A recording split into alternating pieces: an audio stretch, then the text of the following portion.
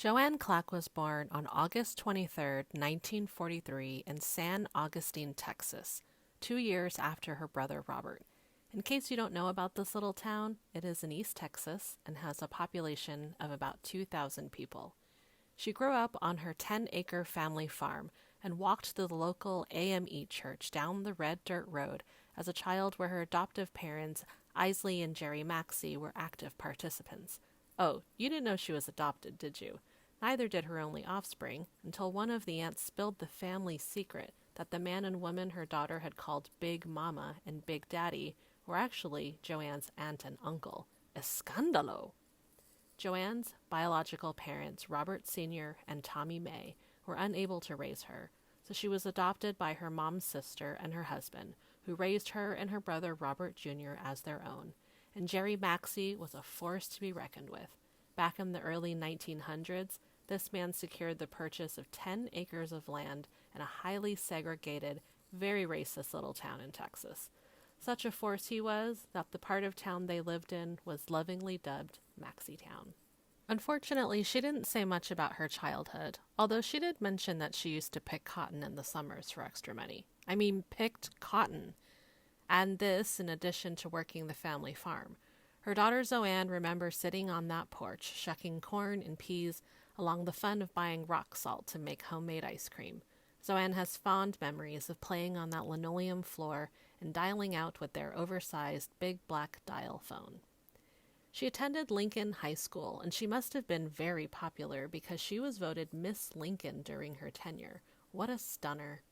But instead of pursuing what obviously could have been a very lucrative modeling career, she instead left a promising farming future and headed off to Texas College in Tyler, Texas. It was there that she discovered and joined an organization in which she remained active for the rest of her life, Alpha Kappa Alpha Sorority Inc., Alpha Tau Chapter. She received a degree in education and her teaching certificate. When choosing her next steps, she went against every normal pathway and took a teaching position in Nome, Alaska. She was the only black person in town, but loved her time there. She was welcomed, but never learned how to do any winter sports. After her stint in Alaska, she returned to Texas and got married. But she didn't stay in Texas long because it was off to California she went with her military husband. She continued to teach during this time, and soon after marriage, unto her a child was born. She cherished being a mother, but did not let it slow her down. The young family found themselves back in Houston, Texas, where her husband had grown up. They settled into an apartment off of McGregor in the 3rd Ward section of Houston, back before it was fashionable to live there, and before Beyoncé. As her husband was deciding on his career trajectory, Joanne pushed on to continue to better herself and further her education.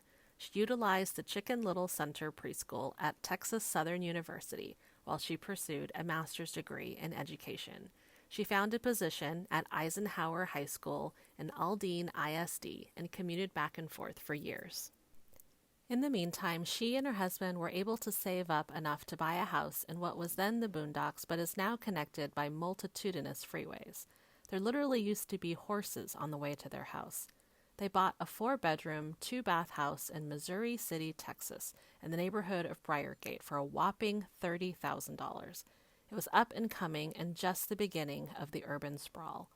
The house was dead center of a cul-de-sac in which one other family was African American and the rest were all white. Of note is the fact that the opposite is true now. This was the perfect addition to the American dream for her, and she pressed forward with her life. She had the family, the house, the career. What could go wrong? Well, divorce, that's what. Matrimony was not to be the happy ending for her, as she divorced in 1978 after 10 years of marriage. But being a single mom in the late 1970s did not slow her down one bit. She took on more jobs, made sure her kid had every comfort, and forged ahead to make ends meet. Although her commute had become longer with their move, she continued at Eisenhower until a new high school was built just 2 miles down the road, Willow Ridge High School, which was the second racially integrated high school opened in Fort Bend ISD. It was a stunner, all shiny and new. It's where she found her core group of friends and students that she loved till the ends of the earth, even if she did call them beautiful butterflies instead of remembering a lot of their names. She was a big influence in a lot of their lives for years to come. For instance, it was because of her that Thurman Thomas went on to be a football Hall of Famer. Of course, that's not entirely true, but her love of football and dedication to the school definitely didn't deter from people excelling and becoming their best selves. Joanne was involved with the athletic program, including helping out with the cheerleaders. She was also a Future Business Leaders of America sponsor. The woman loved the organization so much that she got certified as a bus driver so they would be able to do more field trips. She invited the kids over to her house for slumber parties at Miss Tatum's house. She even loved the walls of Willow Ridge, so much so that she was one of the founding members of the Willow Ridge Wall of Honor, to which she herself was inducted in 2007. She has saved countless pictures of students and teachers over the years. She loved being an educator, a mom, and a grandmother. She gave and gave, always putting others first. For instance, after her divorce, she kept the name Tatum because her daughter's last name was Tatum. Many of you know her as Miss Tatum or Miss Tate, or many of the other pet names she was given. She didn't change back to her maiden name until Joanne changed her name to match her mother's. If anyone was wondering, that's why she made the switch. She was always striving to be better, to expose her daughter to all the things she considered the finer things of life, like skiing. After the Westbury Church of Christ youth group taught her daughter to ski, she got a timeshare in Vail to make sure Joanne kept getting the privilege of going. And by the way, if anyone's looking for a timeshare, she went skiing every year the week after Christmas. And when I say skiing, I mean she never learned to ski. It was all for Joanne so that she would have that opportunity, but also maybe a little bit so that she could be fancy.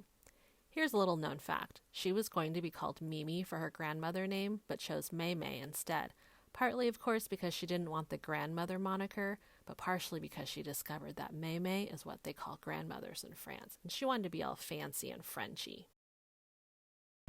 She never got to travel to France herself, but in her lifetime, she was able to do a lot of cruises that allowed her to go all over the Caribbean and Mexico.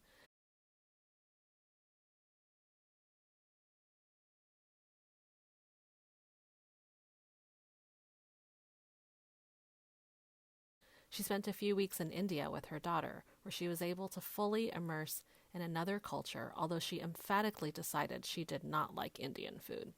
She was steadfast in the support of her daughter, first to become a doctor, then to become a writer-producer for television, although she not so secretly wanted her daughter to keep pursuing medicine rather than the insecure job of television writing.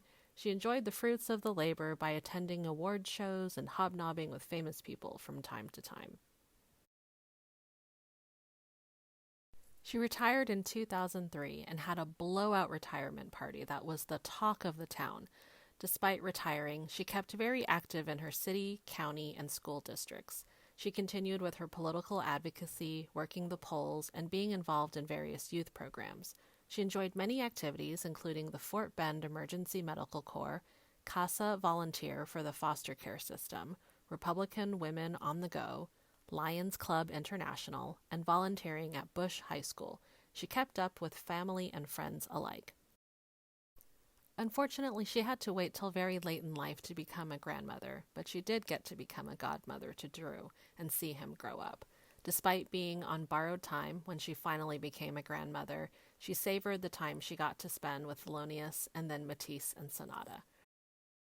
Her face would always light up when she saw them, and she would spoil them like a grandmother should. She would give anything for them, except maybe her sorority.